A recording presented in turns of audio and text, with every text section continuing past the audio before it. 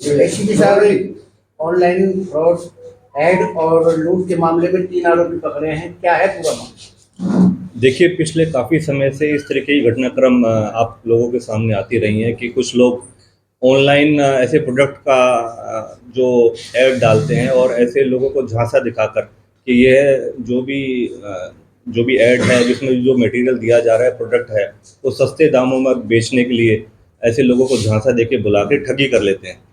लेकिन इस मामले में हमारे यहाँ पर 25 तारीख को एक घटनाक्रम हुआ। 25 अगस्त को कुछ लोगों ने एक ऑनलाइन ऐड के माध्यम से तमिलनाडु से 2 व्यक्ति विशेषों को जो कि उस प्रोडक्ट को खरीदना चाह रहे थे, उनको तमिलनाडु से यहाँ पर झांसा देके बुलाया और उनको फिर बल्लभगढ़ मेट्रो स्टेशन के थ्रू उनको अपने ही साथियों से पिक करवाया और उसके माध्यम से उनके साथ ठगी करते हुए उनके साथ डकैती की जो वारदात को अंजाम दिया। पूर्णतः इसमें क्या है, सेक्टर 58 पुलिस स्टेशन फरीदाबाद के अंदर इस वारदात के संबंध में जो शिकायत प्राप्त हुई, उसमें हमारे पर केस रजिस्टर्ड करा गया विभिन्न धाराओं के तहत। तमिलनाडु से 2 व्यक्ति विशेष चलते हैं। एक फेसबुक की ऑनलाइन ऐड देखते हुए उस फेसबुक की ऐड के अंदर सस्ते दामों में जनरेटर देने की बारे में बतलाया गया था और जब जो ये ठगी करने वाले सस्पेक्ट्स थे, इनसे जब संपर्क करा गया, जो तमिलनाडु के जो बायर थे, तो उनको बताया गया कि जनरेटर सस्ते से सस्ते दामों में आपको उपलब्ध कराया जा सकता है। यदि आप हमारे पास आके यह जो जनरेटर देखना चाहते हैं, तो यहीं पर आप उसकी पेमेंट हाफ पेमेंट कर दीजिएगा और फर्दर जब आपके पास डिलीवरी हो जाएगी, उसके उपरांत आप कंप्लीट पेमेंट दे दीजिएगा। तो उस लालच में आके, लोभ में आके जो तमिलनाडु के व्यवसायी थे और वहाँ से जो बायर थे, वो यहाँ पर फरीदाबाद पहुँचे इनके कहने अनुसार, और जैसे ही फरीदाबाद मेट्रो स्टेशन से आए, नीचे उतरे हैं, उसके बाद इन्हीं के लोगों ने, जो सस्पेक्ट्स हैं, उन्होंने उनको पिक किया और जबरन उनसे लगभग 7900 रुपीज़, 7900 रुपये मौके पे ही उनसे छीन लिए गए और उनके पास जो उनके पहने हुए आभूषण थे, जैसे रिंग, चैन वगैरह, ये छीन ली गई और फिर वेपन से उनको डर और भय दिखाकर मल्टीपल ऑनलाइन ट्रांजैक्शंस कराई गई अलग अलग खातों में। इस संबंध में और फिर मुंबई एक्सप्रेस वे पे ले जाके इनको छोड़ दिया गया अबेंडनली। जब इसके बारे में पुलिस को सूचना मिली, तो फरीदाबाद पुलिस सेक्टर 58 ने इसके ऊपर केस रजिस्टर्ड करा और तुरंत प्रभाव से जैसे ही हमारे पास क्राइम ब्रांच के पास जो इन्फॉर्मेशन मिली, तो श्रीमान सतेंद्र गुप्ता जी, कमिश्नर पुलिस, इनकी निर्देश अनुसार और हमारे deputy commissioner police crime Shri Mukesh Malhotra की अगुवाई में टीम गठित करी गई। तुरंत प्रभाव से क्राइम ब्रांच 30 को इसकी जिम्मेवारी सौंपी गई। जो इंचार्ज क्राइम ब्रांच हैं, इंस्पेक्टर अनिल, उन्होंने अपनी टीम के साथ समय रहते ही 24 घंटे के अंदर अंदर इस वारदात को, जो अज्ञात वारदात थी, ब्लाइंड ये वारदात थी, इसको सुलझाने में और इन 3 सस्पेक्ट्स को पकड़ने में सफलता प्राप्त करी है।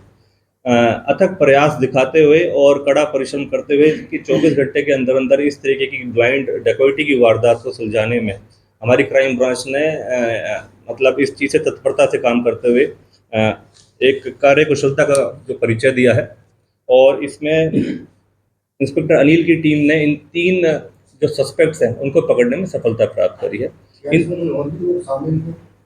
इसमें कुछ और अभी लगभग जो हमारे सामने आए हैं, 5 से 6 अन्य ऐसे व्यक्ति हैं जो सस्पेक्ट्स हैं, जिन्होंने टोटल मिलकर वारदात को अंजाम दिया है। 4 व्यक्तियों ने तो मौके पे ही वारदात को अंजाम दिया है, जिनमें अभी भी कुछ लोग फरार हैं, जिनके ऊपर जो क्राइम ब्रांच है वो अभी अपने प्रयास कर रही है, जल्द से जल्द उनको अरेस्ट करा जाएगा। लेकिन जो 3 व्यक्ति विशेष जो सस्पेक्ट्स थे, जिन्होंने इस वारदात को अंजाम देने में मदद करी थी, और अन्यथा जो एक खाता धारक है, उनको पकड़ने में, अरेस्ट करने में आरोपियों पर क्या पहले भी कोई मुकदमे दर्ज है किसी और मामले में? क्या इसी से एक ही केस संबंधित है, इसी से जुड़े हुए हैं, कोई और भी इस तरह की घटनाओं को इन्होंने अंजाम दिया? देखिए, अभी क्योंकि इनको अरेस्ट करा है, अभी इनका पुलिस रिमांड हासिल करा जाएगा।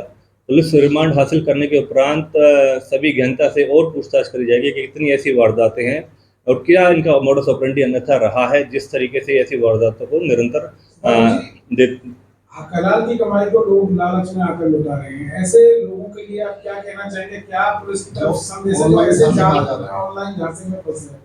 देखिए, सबसे पहले पुलिस की तरफ से सभी को एक ये निवेदन भी करा जाता है और सभी के लिए एक राय भी है कि इस तरीके से कोई भी अगर लालच, खासकर फाइनेंशियल लालच की बात आ जाती है, किसी को भी अगर किस तरीके से कोई प्रोडक्ट या किसी भी तरीके से ऑनलाइन फ्रॉड जो आजकल चल रहे हैं, आप किसी की के ऊपर भी जब तक आप उसकी पूर्णतः जांच ना कर ले, उसके ऊपर यकीन ना करें। और पूरी जांच और उसकी तसल्ली करने के उपरांत ही आप कम से कम इनकी ऑनलाइन जानकारियां ज़रूर हासिल करें। किसी भी व्यक्ति विशेष अपने परिवार के लोगों को, अपने यार दोस्त साथियों को इस बारे में सूचना ज़रूर दें कि भाई मैं किसी से इस तरीके की प्रोडक्ट में कुछ हम डिलीवरी ले रहे हैं या किसी को ट्रांजैक्शन कर रहे हैं या कहीं पर कोई सामान लेने जा रहे हैं।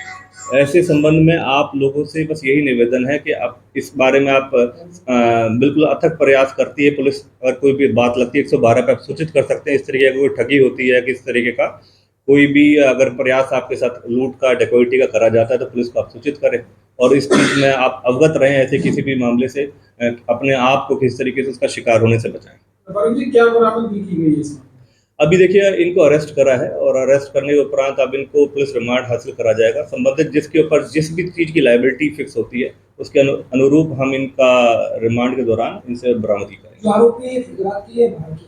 ये आरोपी कुछ आरोपी हैं फरीदाबाद के हैं, कुछ आरोपी सेक्टर 58 में खंदावली के हैं, सेक्टर 3 के हैं और मेवात नू के भी हैं, फिरोजपुर झिरका के हैं। तो उस संबंध में और भी हमारी अभी रेडिंग पार्टीज कर रही हैं कि भाई जल्द से जल्द जो बकाया आरोपी उनको हम पकड़ें। टोटल कितने की नकदी है और कितने के जेवरात हैं? जो ऑनलाइन ट्रांजैक्शंस के थ्रू चीज़ें सामने आई हैं, लगभग 1,05,000 रुपये के आसपास मल्टीपल अकाउंट्स में पैसे ट्रांजैक्शन जो हुई है और 7900 रुपीज़ जो 7900 रुपये के आसपास तो मौके पे ही इनसे छीने गए हैं। इनकी गोल्ड चेन और अंगूठी छीनी गई है मौके पे ही। इनके पास वेपन भी बताया गया जिसका भय दिखाकर इन्होंने इस वारदात को अंजाम दिया।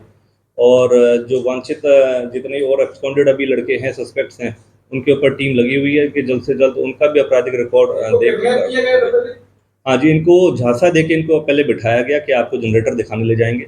उसके बाद इनको जो वेपन दिखाते और जो क्योंकि ये तमिलनाडु के रिहायशी थे तो यहाँ पर इनको ज़्यादा जानकारी थी नहीं, फिर इनके ऊपर प्रेशर दिखा के और असला वेपन दिखा के उसका भय दिखा के जान से मारने की धमकी देते हुए इस संबंध में ये कार्रवाई को अमल लगभग 3 से 4 घंटे के आसपास का जो समय है। बाकी अब इन्वेस्टिगेशन के अंदर पता चलेगा, निशानदेही कराई जाएगी मौके पर कि किस तरीके की वारदात को किस तरीके से अंजाम दिया गया। पूर्णतः इसके बारे में जो भी और फर्दर जानकारी जो इन्वेस्टिगेशन के अंदर आएगी उससे आपको सूचित किया जाएगा। बड़ी बात है कि 3-4 घंटे मैं बल्लभगढ़ से जो है वो हाईवे ये चेन्नई से चल के आए तो ये एक गुड फेथ के अंदर चल के आए कि भाई इन्होंने एक प्रोडक्ट को देखना है और उस गुड फेथ के चलते ही ये उनसे निरंतर संपर्क में रहे। इस तरीके से ये बल्लभगढ़ मेट्रो स्टेशन से उतरे और उनके साथ बैठ के जब ये प्रोडक्ट देखने के लिए आगे निकले तो उस दौरान तक ये अपने गुड फेथ में इनके साथ बैठे। तो उस वजह से उनको भी शक नहीं था, लेकिन जैसे ही ये मुंबई एक्सप्रेस वे की तरफ तक चले तो उनके साथ मल्टीपल इस तरीके की घटनाक्रम इवेंट्स को अंजाम दिया गया।